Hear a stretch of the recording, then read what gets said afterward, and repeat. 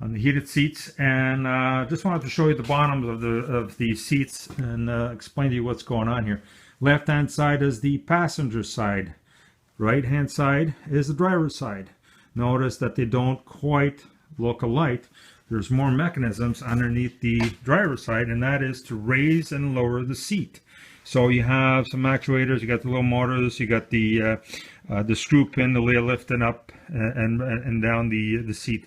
On the passenger, it's not there. That is why a lot of people keep saying, geez, there's some extra wires and connectors, and I don't know what I've done. Where did they go? Where did they get plugged in? Well, these guys, they don't, simply because you don't have the extra mechanisms to that are required to lift and lower the seat.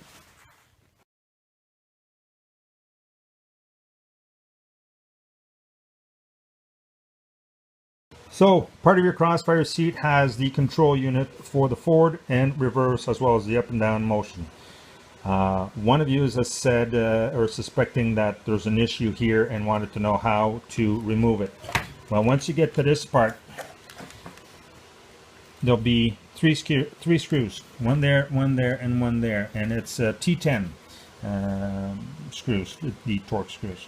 So once you remove those screws, just lift it up, and you'll see a lot of wires in there, and your options will be to either replace the entire unit, which would just require you to remove the tie clip right there and the two tabs, the two control tabs, remove and push them out that way, and then take out this wire completely, disconnect it from here, from your main power.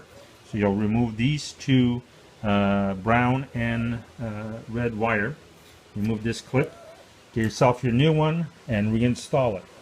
Or if you are brave enough and you want to do the rewiring itself, well, get your new part and unsolder all of these little critters, and then solder them all back on together, and that should resolve your issue if, again, you're suspecting that your control unit is failing.